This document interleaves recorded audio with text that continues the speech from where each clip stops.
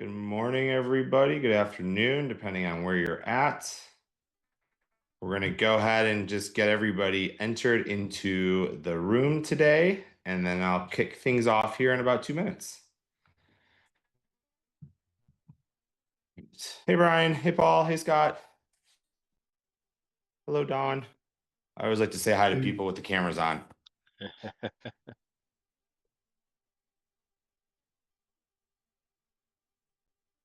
Doing pretty good. I'm headed to South Carolina next week where it's supposed to be warm. Cleveland's still in the 50s and 60s, so it's like summer hasn't gotten here yet.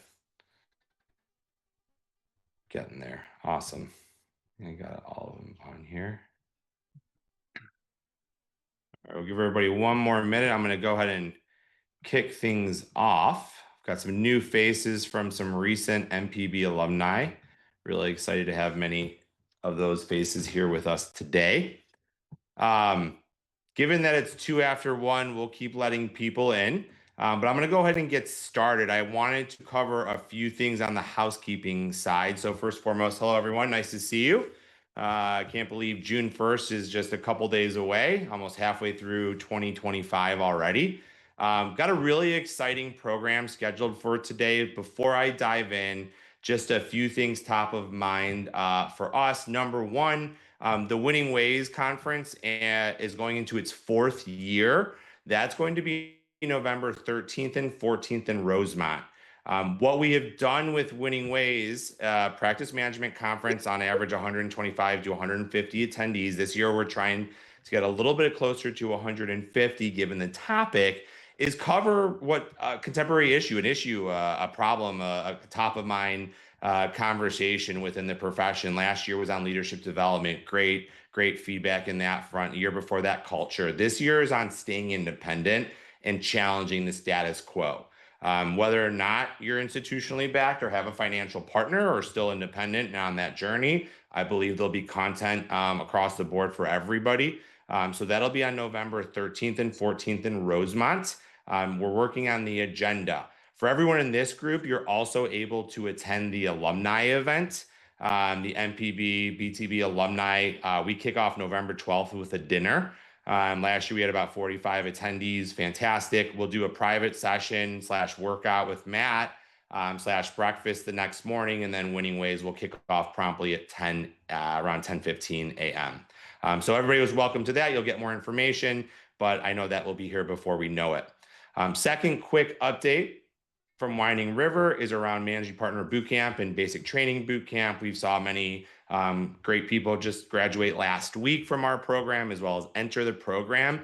Basic Training Bootcamp is now completed its 2nd cohort. We're up to 26 alumni within that group. The energy is amazing. I mean, these are new partners, soon-to-be partners, incredibly hungry to learn, coming very open-minded, and they leave with a community of peers. And so it's our 2nd cohort. We're continuing this program. We're getting great feedback. We're also really focused on the community aspect of things, and we'll be continuing to build out what that looks like and entails.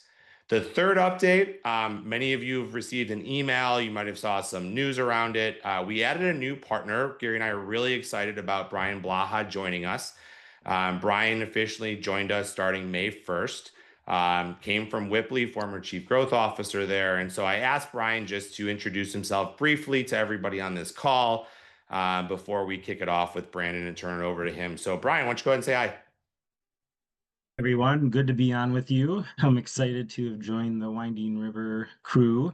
As David mentioned, I'm a 29-year veteran from Whitfleet, kind of came up through the ranks as an auditor, and then moved to Chicago from Green Bay and started our location down in the Chicago area, executed on a bunch of mergers, and then served a term on Whitfleet's board, and then ultimately took over the chief growth officer role, which I held for 8 years prior to leaving last summer. And I've been doing some consulting with private equity firms and the like, and got to know Gary and David during that time period and decided to join forces with them and look forward to interacting with a lot of you over the next number of months and years. And yeah, happy to be as part of the group.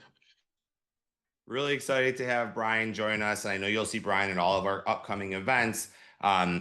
as we continue to grow and add, we'll have some kind of new services and some new initiatives coming out over the next few months that will keep everybody in the loop around. So, without further ado, most of you have gone through MPB. Most of you heard somewhere, shape, form, or another about Brandon Hall. As Gary sometimes says, it's the kid he never had. Just to give a little bit of more of a formal background, Brandon Hall founded Hall CPA, a boutique accounting and consulting firm that specializes in serving the needs of the real estate industry, has worked with over 1,000 clients to provide candid, intelligent counsel and add value to their bottom line. He's spearheaded several initiatives to educate and empower real estate investors, including tax foundation strategy courses, Tax Smart REI podcast, the Tax and Legal Summit, TaxSmartInvestors.com, and I believe last year launched a group called 415, where he's created an advisory peer environment for firms somewhere in the $1 to $6 million range. And I've asked Brandon to join us to talk a little bit about his firm, the future of the profession, and some thoughts that he might have. While we have some great content teed up, Q&A is absolutely a part of it. Brandon, glad to have you. Thanks, David. Appreciate the invite. Can you guys hear me okay? Doing good. Cool.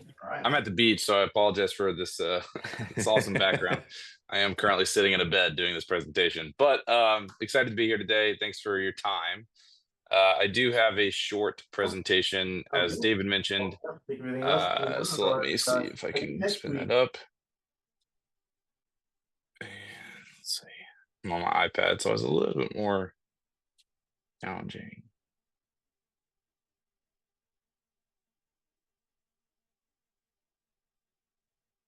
All right, can everybody see this presentation? Cool.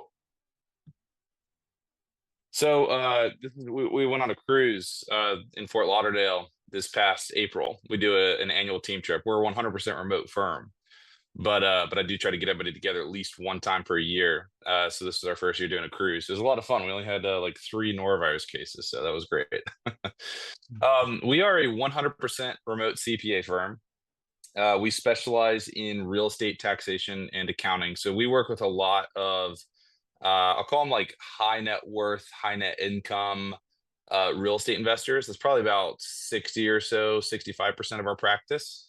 The remaining portion of our practice is going to be like fund owners or general partners of real estate syndicates, the people that are raising, $50 million to go buy large apartment complexes or start a development. That's the remaining 35% or so of our practice. And we provide tax planning, tax compliance services, and accounting services. My team is 100%, like I said, remote. So we are geographically dispersed. We don't have a centralized office. I work out of my home and everybody else works out of their homes as well. That I believe has given us two competitive advantages. There's pros and cons to everything. But the 2 competitive advantages are that I can hire talent anywhere in the world, and we can service clients anywhere in the world. We don't have to have a localized office. The con to that is any client that wants the face-to-face, we don't offer or provide. And we have seen that play out from time to time. We've been growing about 40 to 50% per year top line. So I launched the firm back in 2016. And I was working at Ernst & Young prior to that. So launched this firm, and then today we're probably going to do somewhere between like 14 and a half, maybe like 14.3 to 15 million in revenue this year. And it's definitely slowed down this year, though. I think there's a lot of economic uncertainty that's kind of proliferated the market, and I think it's just slowing a lot of things down. But I also think that something interesting that's happening with our firm, our sales and marketing strategy, which we'll talk about here in a second, is fully digital. So we create content, we run campaigns, we run funnels, and that's how we capture everybody, including our really high-end clients as well, the general partners of those syndicates and funds. And that digital sales pipeline has kind of started to right size to our firm size. And so it's just sort of interesting to kind of see play out where we used to have 40 to 50% annual growth rates. I don't think we're really going to see that in this vertical, at least, anymore. Although I do want to go and attack other verticals. That's kind of my growth strategy going forward. Our team, we've got 5 partners, including myself, in the United States. And then we've got 49 US employees, another 45 offshore employees between India and the Philippines. And so a few reasons that we're different. I've already mentioned the 100% remote piece. The 100% remote's been really interesting. There are some days that I miss the in-office environment. So anytime that we're like together as a team, like in person, even if it's like going to a conference together with like a small subset of your team, that's the type of stuff that I walk away from, and I'm really like, man, we should get an office, because that was a lot of fun. And then we always talk ourselves out of it. But that is definitely like something that I miss about being 100% remote. You can certainly feel like you are on your own island, and it can be very lonely at times. So I'm in like a lot of different entrepreneur groups, and I try to get my team involved in a lot of like extracurricular activities, just so that they can go out and have a social life, and that they're going to miss from the work environment itself. But 100% remote, that has been phenomenal from a recruiting perspective. It's given us a huge leg up. Like I said, we can hire anywhere. We can target certain states that have lower cost of labor, and typically we're able to win people that are coming from office environments uh, purely on the additional autonomy that they're going to gain by working at our firm. So it's definitely like a big plus in the recruiting column. Big competitive advantage there. The 100% remote, though, also comes with like the next piece is results only. We don't track time at all. So we only measure what was completed, what value did you add. And when you couple that with being 100% remote, it can sometimes lead people, especially like newer employees that have never really worked in a 100% remote environment, lead them to not fully understand what they need to do with all of their time. So we'll see some people like work very little and we have to train them on, hey, this is what you can have the autonomy, but you have to earn that autonomy. So it's still a job. You still have to work a full 8 hours. We find ourselves having that conversation more often than I would like to. But results only has been really interesting. Back in 2016, when I launched the firm, like I said, I was working at EY, and we were all logging our time. And I remember a conversation I had. I was just a lowly associate at the time, but I remember a conversation that I had, and the I think it was the senior or is the manager was just like, oh yeah, we just log 8.2 hours every day. And I was like, well, what if I don't work? What if you don't put like actually 8.2 hours worth of effort? And they're like, no, that's what you log, because if you do the math, then 8.2, you can get a little extra PTO time. You front load that. I was just like, okay, so this time tracking thing is kind of BS, was what I walked away from that experience with. And that was also my experience at PwC. So when I launched my own firm, I decided I'm going to keep it remote, and I can't track time, because even if I thought time tracking was good, I have no idea if what they're tracking is true. So I decided to build around this idea of, why don't we just run it like a normal job? If you look outside of the accounting and the legal field, like pretty much every other corporation is going to track results, right? They're not tracking time, they're not tracking inputs. So I built my entire firm around that type of concept, and that's been great. It's been awesome, because we can post. We have a number of different ways that we hold our teams accountable, but we have public scoreboards that will show where everybody's stacking up on a week by week and monthly basis in terms of production. And then we're able to capture kind of the softer stuff in performance reviews that we hold on a semi-annual basis, kind of like, how did you add value outside of your production focused work. But we've got it dialed in to how much revenue each person needs to generate on a monthly and weekly basis. And so that's what our teams kind of lock into as their main KPI, is that revenue number that they've got to produce. It's not perfect. There are cons, of course. There are people that will sit there and say that it's just impossible and they can't get it done. And then we look to the other half of the team that's doing it, and we start digging into, why can't you get it done? Is it an expectation issue? Is it a capability issue, or is it just a work habit issue?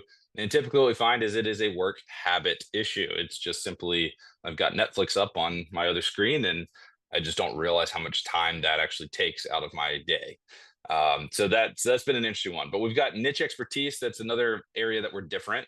So like I mentioned earlier, we are 100% real estate focused. So all of the 65% of our clients that I would consider like B2C clients, those are our high net worth, higher net income clients. They're all in real estate. They're all invested in real estate in some capacity. Now we handle a lot of different businesses that throw our way. So we're actually in a lot of different verticals. But the one commonality with every single one of our clients is real estate, either a real estate business or real estate investments. That has really helped us go to market. And it's actually really made me think about my growth strategy going forward when I spin up other niches. Do I spin those niches up under the Hall CPA brand, or do I spin those niches up under separate brands? And we're kind of playing with that right now. But that's been great because, like in Hall CPA, if you were to look up like real estate accountant, real estate tax strategy, real estate tax preparation, we're probably going to be in the running for that conversation. Simply because we've just put out so much content on this one specific area.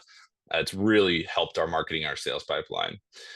We are advisory first, so we don't take on any clients for tax preparation only. In order to access tax preparation, you must either go through tax advisory, which is effectively like, it's like what you would consider like year-end tax planning, maybe on steroids. So we'll do a whole goal setting thing with our clients and make sure that we understand where they're trying to go, make sure that we understand why, and make sure they understand why real estate makes sense for them, and then how to think about real estate tax mitigation. We work with a lot of physicians that come in and they're like, I want to pay $0 in taxes and I'll buy anything to do it. And so we actually find that we have to coach them on the fact that you should be buying real estate primarily based on the fundamentals, not primarily for tax savings. Tax savings should be the cherry on top. So it's a lot of those types of conversations that we do with the advisory, but we require clients to go through either advisory or accounting services, monthly accounting services, in order to access our compliance department, our tax preparation department. Tax preparation is still a pretty tough business, as I'm sure that you're all aware. But that kind of approach has certainly helped us smooth it out a little bit. We're not perfect. We've still got our own tax preparation issues as well that we're always trying to figure out. But that is something that has helped. And we're constantly trying to get clients to re-sign their annual advisory agreements and just maintain that relationship. Digital marketing, I've kind of talked about a little bit. We're really big on SEO, really big on social media, content production. We've got a podcast that has, it used to have like 100,000 downloads a month. I think it's down to like maybe 70 or 80,000 downloads a month and kind of just remaining steady. There's a bunch of different like algorithm changes that impacted that. But we've got the podcast, we've got a YouTube channel that does really well.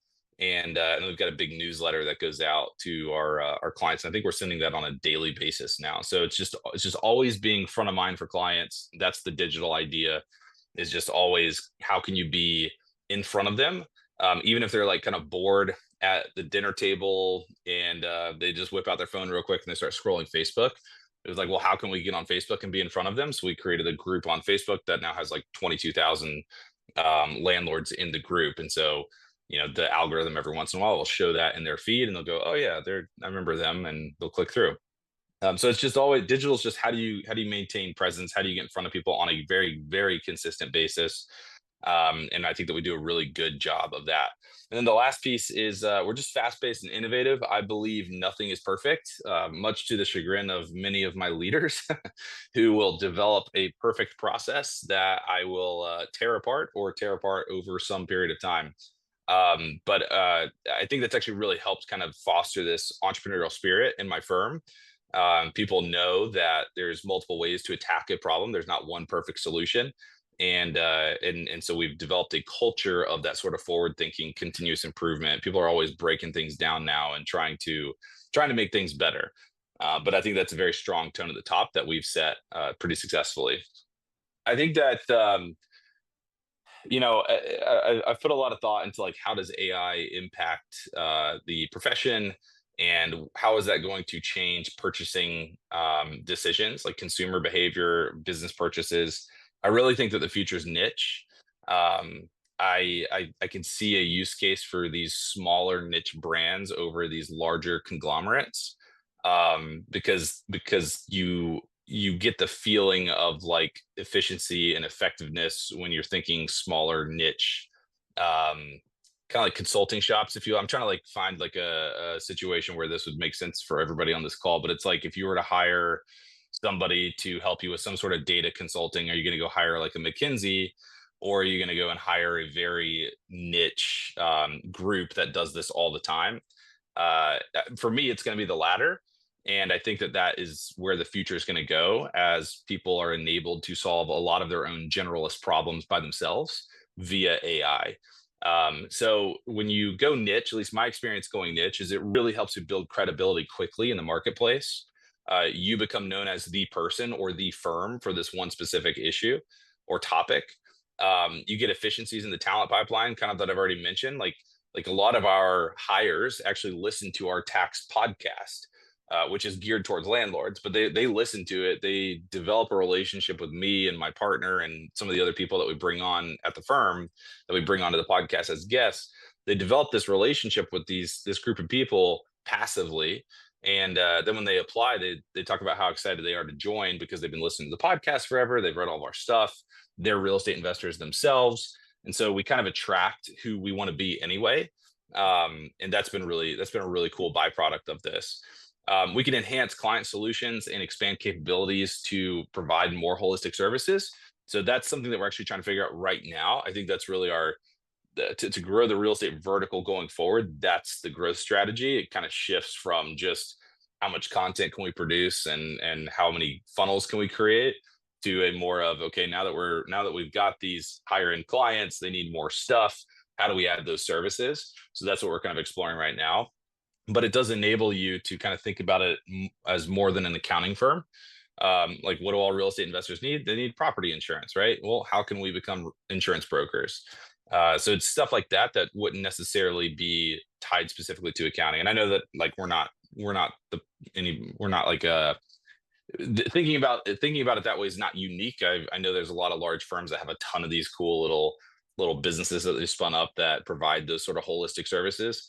But when you're niche and you see when you have a niche and you can see the pattern, the patterns of these problems exist, you can solve those problems as long as you have the capital and the know how to do so. And then it builds an AI moat, kind of like what I was talking about earlier. I think that people are going to solve the generalist tax problems, accounting problems themselves. I think you really have to ask. They actually look on tax Twitter. I'm a frequent viewer of tax Twitter, and if you don't know what that is, it's on X. It used to be Twitter, but it's a lot of these like solopreneurs that are running CPA firms. They get on there and they talk about things that are going sideways and going well and not going well. But one of the things that I think is going to happen to these folks is I think that AI is going to really hurt their businesses. Because when you are a small firm, you don't have deep niche expertise or deep capabilities.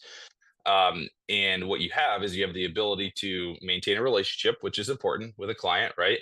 And you have the ability to prepare tax returns, but you have to kind of, like you take a lot of stuff on just to make some money for yourself and feed your family. Well, the problem that I see is TurboTax is going to come up market. TurboTax has a crap load of money to spend. And who is going to make better use of AI? Is it going to be TurboTax or is it going to be solopreneurs? And I don't know. But I think that the larger firms that go the niche route will find that clients will always value that deep technical expertise as well as the deep capabilities. At least certain clients will. I think everybody's gonna have to move upstream a little bit to avoid like the TurboTax and the H&R Blocks kind of chipping at their heels. At least that's what we're thinking personally. But those higher end clients, they want the peace of mind. They want to buy their time back, but they want to make sure that you have that deep expertise and you have those deep capabilities, that deep bench of capabilities. That's what I think that niche kind of unlocks for firms. Now, this was a slide that I made prior to this, so this may or may not apply to all of you guys, but just want to kind of talk about what I see is the future of marketing and sales strategies. So the first is personality driven content. I think that people, as AI content becomes omnipresent, I guess is the right word. I think people are going to be searching out human stories and human connections more so than they ever have before. I even saw that that Google just launched, I think it's called VO3. this week. And with a simple prompt, you can create an entire like movie. And it actually looks pretty good. So I think that even video content is not going to avoid AI taking over. So what we're thinking about is how do we drive more of our personality into our content and into our marketing to make those human connections? Because I think that over the coming years, that's what people are going to be really seeking out more so than they ever have before. SEO and long form content still reigns supreme. So earlier this year, HubSpot saw like it was like an 80 or 90% drop in SEO traffic. It was crazy. Everybody was like talking about it online. There were these pictures showing HubSpot's traffic, and then it just tanked overnight. And what had happened was that's when this big shift was for AI searches, and specifically SEO, looking for more targeted information and better FAQs. And so the interesting thing about this was HubSpot has the best SEO team like in the world. And what they had done is they had focused on targeting keywords that are just kind of like general in nature. You know, have you ever pulled up like one of those articles where it's like the top 10 things to do for X, and it's all very useless information? Well, that's what HubSpot was focused on, right? It's like writing those types of articles. Whereas what we've always focused on is putting ourselves in the potential buyer's shoes. How can we write an article that solves all of their problems, that answers all of their questions, or at least write a series of articles that solves all their problems and answers all their questions? That way, they're going to build so much trust with us as they go through it, that they will eventually just say, okay, let me just fill out a consultation form and let's sign on with this firm. Well, it turns out that type of SEO now is crushing. And that's also the type of content that AI is looking to serve up its users when its users are asking it questions, right? If you ever go on to ChatGPT and you're like, hey, can you find me a real estate tax accountant? We're probably going to be thrown up there in the list. So that's kind of what we're thinking is the future, is really just honing in on the SEO and honing in on the long form content, adding some FAQs, adding a lot of personal stories and examples. And I think that's going to go a long way. So I don't buy anybody that says SEO is dead or SEO is not going anywhere. I just think that they're not doing it the right way. I think that they're going for those big, broad keywords that nobody really cares about anyway. So if you could think about solving very specific problems, which are really all we do is just pay attention to the questions that clients ask, and we write a blog article about it. That's all you have to do. So if you just focus on the very specific problems, I think what you'll find is your SEO traffic starts to grow exponentially, especially when you loop in the AI aspect of that. So we're tracking our AI traffic, AI related traffic now as well. And then the last piece, this is the piece that I do think is relevant for this conversation. I mean, I think the first two is just good to know, but this is the thing that I think is relevant.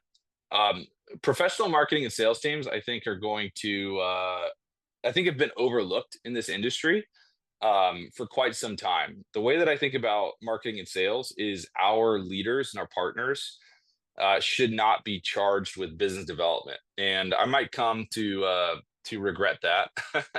But right now, that's my thinking. That's my thought process. I believe that our partners and our leaders, our executives at the firm, should enable marketing and sales. And they should enable marketing and sales by adding thought leadership, white papers, technical blog articles, being on the podcast, hosting a YouTube live or something like that. Like, there's a lot of different ways to get your leaders involved in business development, where you can leverage that content at scale. So marketing can take that content and scale it out, chop it up, make it a ton of little Instagram reels, TikToks, whatever you want. But the key is that the technical people are focused on providing thought leadership, not trying to transition their skill set into business development. And I like this approach for two reasons. One, if you really think about how people come up through firms, the best people are typically people that can lead teams, or are the technical people. And you could say that you could argue the best people are the people that bring in business, which I think is true. There's definitely something to be said about people that can get cross sales going and expansion revenue and things like that. But the other side of the argument is that I guarantee you that you could go out to the market and find account managers, business developers that are not in the accounting industry that could outsell your people in the accounting industry. I guarantee you, because there's tons of corporations that are doing that exact same thing. And so what I thought about was, well, what's like more scalable at the end of the day, and what gives me more leverage, right? I don't want somebody coming building this ginormous book of business and then threatening to leave because I lose leverage. So I was like, what's more scalable? What gives me maximum leverage? And what gives all of my accountants a clear job path to become partner, to own equity. And when you start really analyzing that, it's, well, we're going to go build a professional sales and marketing team, because I can hire marketers and I can hire salespeople all day long. Now, the back end piece of that, though, is that your salespeople have to understand what they're selling. And so what we've done at our firm is we've productized our advisory and our accounting services, meaning that we have defined scopes and defined price points, and we educate our salespeople on that. So it's not like, oh yeah, I think this is going to take 50 hours of time, and we're going to charge you a blended rate of 185 hours, $185 an hour. We don't do that.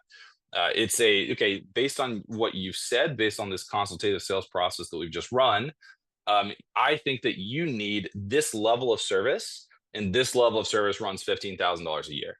Are you ready to make that investment? And those are the types of conversations that they're having. And then they answer questions about the feature set.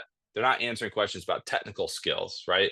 People would not be on the phone with you if they did not believe that you did not have the technical skills to service them. So we just focus on the consultative sales process. Our salespeople are more like, I don't know, like mini business advisors, if you will. And then they can loop in one of our partners, one of our executives, if they really need that technical person to like close the deal, just to add that one additional piece of comfort. But that's what we've been focused on. And I do think that gives us a lot of leverage. So whether or not that's the future, I don't know. But for us, it's really helped. It's helped us guide our up and coming leaders into what skills they need to develop. I don't need people to go out and develop large networks of their own. I don't need them to go develop their own networks to develop their own business. I don't need that. I just need them to focus on becoming the best leader that they can possibly be. And there's always a trade-off with whatever skill you try to get them to learn more of, right? Because everybody's limited in the time that they have to invest in skill building. So for us, it's really simplified the conversation. It's really simplified the career paths. That's all I've got. This is my contact information. You're more than welcome to email me at any time. I'd encourage it. I love conversations especially where I can learn more. This presentation is just built on my understanding of running a firm and the business as it is today.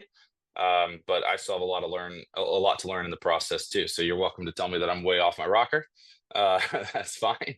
Or you're welcome to connect with me offline anytime. And we got roughly 30 minutes, crank through that presentation. So we've got roughly 30 minutes. And I'm happy to answer any questions. Brandon mentioned, feel free to jump off mute, shoot a question in. Happy to have a discussion here of anything that's top of mind. I don't know that it's a question, it's more of a comment. After listening to you, Brandon, great presentation.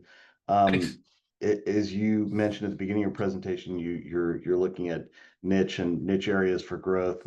I'm curious if one of those niche areas that you're planning on growing is assisting professional services firms in digital marketing and growth through your experience. It seems like you have a lot of experience to share.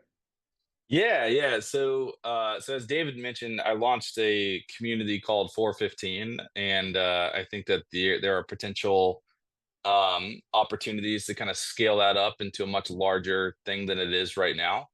And then that could be a spin-off of that as well. There's a lot of things that you could there's a lot of additional services that you could add to firm owners that are kind of like in an alliance that you run. But yeah, that's definitely crossed our mind. I think that the marketing agencies are I don't know how they make money, frankly, just because I don't know. It's just AI is coming on, and I think you got to go really niche and really got to like have a very repeatable process. That's actually probably a better question for David. But yeah, no, I appreciate that, Jason. Brandon, it's Christina. Hey, Chris. How's it going? Good. Sorry, Christina. It says Chris on your Zoom thing. Usually, most people call me Chris, anyways. Brandon, I was just kind of curious to dig in a little bit into this whole idea of not entering time and the discussions that you've had to have with people, and how from a remote perspective you're able to get a sense of what it is that people are doing, how far things are along. It kind of blows my mind that you don't have time entry. So if you can maybe just like talk a bit about that from a management perspective, I'd be really curious to hear a little bit more on that. Yeah. So the fundamental idea, like the root idea, is, does it really matter how much time it took, or does it matter what the result was and how efficiently that result got produced, right?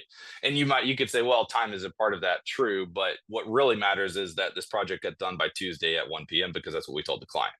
So then it's just a matter of working backward from there, and you can always create steps, right? So that's what we've done, is we've just said, if this is the delivery deadline, we have to work backwards, step by step by step. All those steps have deadlines. They all have warning automations that get flagged, and the conversations start if people are getting behind. And then you just scale that up times, 2,000 projects or whatever. So for us, after, if you're looking at, first off, let me tell you the benefit of this. Okay. The economic benefit is that I can charge $500 an hour essentially for a senior associate. Whereas if I billed for my time, it'd be $175 an hour. All right. So that's the actual economic benefit. Okay. So let's all lock into that first. Now, how do we actually drive to that? Well, what I actually did to start is I said, okay, this is how long I think that these projects should take. And I am going to have people track their time to make sure that I understand my general budgeting philosophy of like a tax return, of an advisory project, of accounting projects. And once you could see that pattern, like kind of successfully match that, then you kill the time, and we just start increasing the price to see what the market is willing to accept from a pricing perspective. So our tax returns are all fixed price. Our advisory projects are all fixed price. But we kind of know, based on the price of the project, how much capacity we can, or how much revenue we can assign to each person. So for example, we know that our tax preparers can prepare around $280,000 of revenue every year. We know that our seniors, our reviewers, can review about 450 to 500K of first review work every year. And whether that's one $450,000 project or like $500 projects, that's how the revenue, like that fixed pricing kind of like helps us balance everything out. So we have some prices that are much higher, some prices that are much lower, but that mix allows us to drive towards that end result. I don't know if any of this makes sense, but please ask me more questions, because I want this to make sense, because this is like one of the best things that we've ever done, and I always have a hard time kind of explaining the philosophy. Yeah, no, like it makes sense in the perspective of your levels, and I have a junior or a senior, and this is what I expect that they're going to work on, and if you've mapped out approximately how much time it takes to do project X and project Y, you can develop a capacity amount for each of those individuals and then turn that into money. That part I get. It's more on the day-to-day of managing your team that's remote, what they're doing, like where things are at. Yeah. And I don't know what records you're using to be able to, measure that, know that there's an issue, to then go need to have a conversation with somebody. It's more from that perspective, I guess. Oh, got it. Yeah. So we've just developed a culture of communication and accountability at our firm. So it's this standard expectation to check in on a daily basis with your manager, let them know where your projects are at, let them know what blockers you have. And we're checking in like every single day with our team. Everybody's getting check-ins every single day, across the entire firm. And anything that starts to like show a pattern of sluggishness will start to get more and more leadership attention to try to allocate projects around or remove those barriers. But frankly, sometimes, I mean, like I was just advising one of our tax leaders the other day, like, look, like sometimes you just have to sit down and tell people you have to work this weekend. And that sucks, but you know what? That's what I had to do too, until I learned how to become a more proficient professional. And a lot of people are just not willing to have that conversation. So where this breaks down, and where time tracking breaks down as well, Where leadership and management breaks down is simply when you have weak or inexperienced leaders that are just not willing to have tough conversations. That is what I've learned. The people that are willing to have objective conversations. We have a saying in our firm that clear is kind. I'd rather be clear to you right now rather than be unclear and kind of beat around the bush and not tell you exactly what my expectations are. We all have different understandings of what words mean, right? So if I say, hey, this is an urgent project, can you please get this done soon? For you, urgent might mean next week. For me, urgent means in the next hour. But if I just say, this is urgent, get it done soon, that's being unclear. So we do a lot of coaching, a lot of leadership development around communication and around accountability, kind of creating feedback loops on a very consistent basis. But this all boils up. We have to answer your question more specifically, Chris, my COO is a data monster. Yeah. We use a platform called ClickUp, and ClickUp is like ClickUp is a software that set out to kill every other app that is out there, and they've done a really good job of it. So Blake, my COO, I set up our initial version of ClickUp, and then Blake supercharged it, and so we're able to see into every corner of the firm at any given time based on what's in ClickUp. And what we have trained our team is that if it's not in ClickUp, it didn't happen. You're not doing your job. And if you're not doing your job, you will be talking with Brandon about why you're not able to use the systems and follow the process. So we don't really have issues around the data transparency, but Blake will flag things like, hey, these are behind, these are at risk, these projects are at risk. And then the leaders go and attack that with their seniors or their associates on a pretty consistent, like, weekly basis. So it's just a lot of it's data aggregation and transparency that then enables us to flag at-risk projects, that then enables the leaders to go have those conversations and really try to figure out what's going on. And a lot of times we just find out it's a work habit issue above and beyond everything else. Got it. So it's effectively you have a project list and ClickUp on where things are at and what stage it's at, Yep. a sort of like percentage completion type situation, who's working on what, and you're ultimately counting on your people to update where the project's at on a daily basis or whatever frequency basis so that you can manage it at any point in time. Yes. Yeah. And we make these we make a couple different lists transparent to our team. So there's a revenue produced this week, this month list, so people can always kind of see where they stack up against their peers. We also have a list that shows who's overdue and how many they have overdue, and that's a transparent list as well. And you don't want to be on the bottom of any one of those lists. So, and people know that. So yeah, so there's a lot of those little different things that we've done to try to curb that. Like, at the end of the day, the question is, how can we identify people that are hiding? Which I think we should ask, even if you are tracking time. There's a lot of people that hide when they tracked. I was hiding at EY and PwC. I didn't realize it at the time, but book 8.2 hours a day is the mantra, and it's hiding at the end of the day. I'm not actually doing that, but that was what everybody did. So how can you, in your own firm, identify who's hiding? And for me, it really just boils down to who did the work and who did the most amount, and cascading downward. We're gonna talk with or replace the ones that are at the bottom. Got it. Thanks. And just to continue on that, we went off time in January, and it was scary to do that. It took us 2 years to get to that point. The thing that I still struggle with, and I'm curious, and it sounds like ClickUp does it for you, but just the non-billable people, the production people, you know how much they're producing, so you can feel pretty comfortable that who's effective and who's not. Although we're seeing a pretty big discrepancy from top to bottom, that you can have, a wide range. And even at the bottom, some of those people might be still fairly productive, but makes you wonder when you see somebody who's twice as productive, are they working that much harder, or are they just that much more efficient? But with the non-billable people that you have, is it just based on projects and those check-ins that you get comfortable with what they're doing? So let me actually talk about the highest production people first, because I think you'll find this interesting, Jason. So we had that same problem, right? So we saw, wow, man, there are some people that are like 5x ahead of everybody else. But then when you go and you talk to some of these people, it's like, I don't know if they should be 5x ahead, right? And so like the project quality kind of stinks, the client communication kind of stinks. So what we did is we developed an internal tool. It's kind of like the Airbnb like rating system or whatever. But it's this internal like rating system that once somebody is done with a project, and it moves up to a certain status, both people that worked on the project get a notification to go and rate the other person. And we like heard there was another firm that was like doing something similar to this, and we are like, oh, we have to go develop that for ourselves. So this isn't like something that we ingeniously created but for ourselves.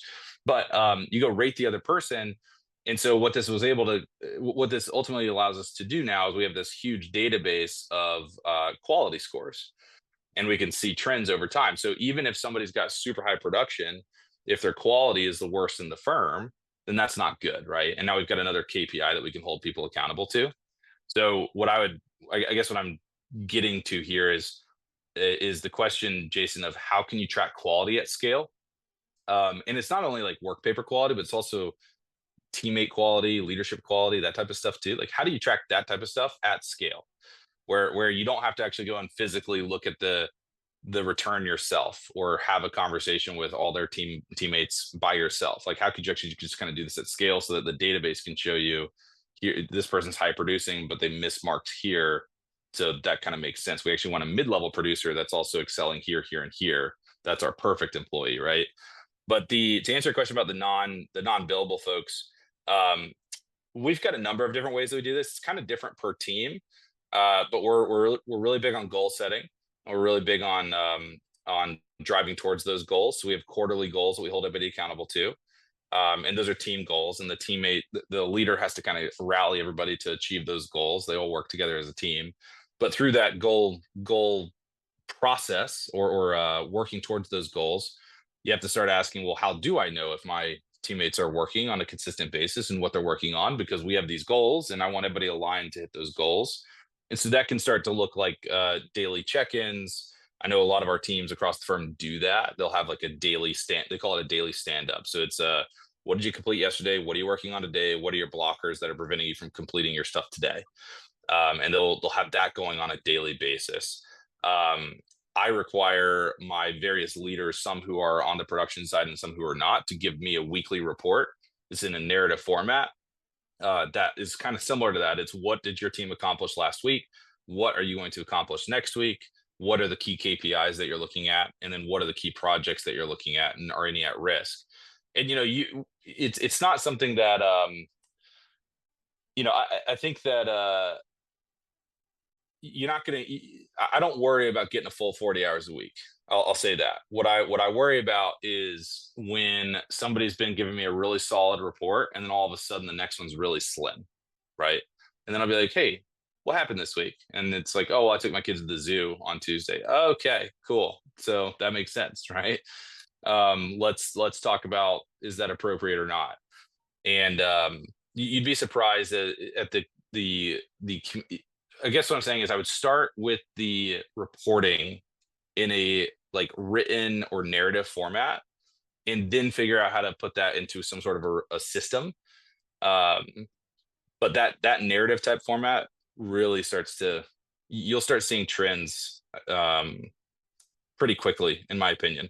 But you can always track tasks completed, tasks moved. I mean, there's a lot of different things in your project management system that you can track activity. You can get all sorts of reports like that if you wanted to get granular. But for me, I'm typically looking for like impact. So and I try to train my leaders on that same thing. So my admin team leader, like, how does she know if all of her office admins are doing their jobs?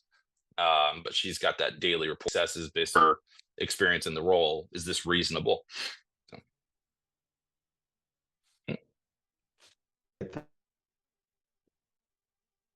Thoughts or questions? Brandon, you're a little bit frozen right now. You guys hear me? I lost you guys. Yeah, you're a little frozen. Must be that beach.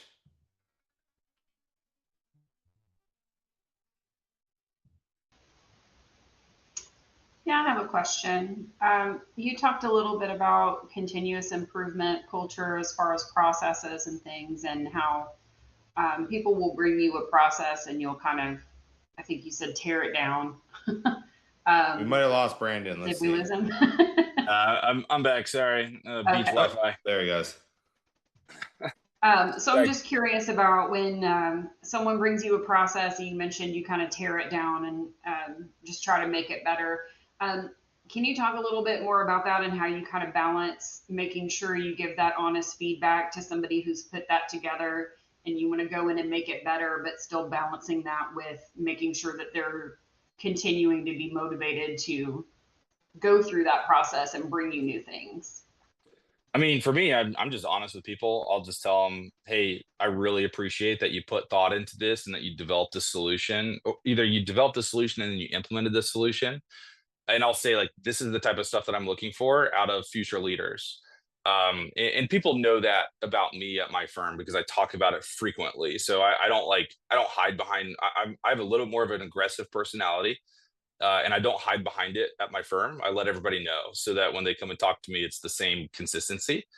But the thing that drives me nuts is when there's a problem and then somebody comes to you and says, hey, there's a problem. I'm like, great, I don't care. What's the solution? Right? Like, I need the solutions. And so I really try to like pump people up whenever they give me a solution. At the same time, I'll tell them, hey, I'm going to let's go through this together. I want to give you some feedback and just make sure that it aligns with what we're trying to do.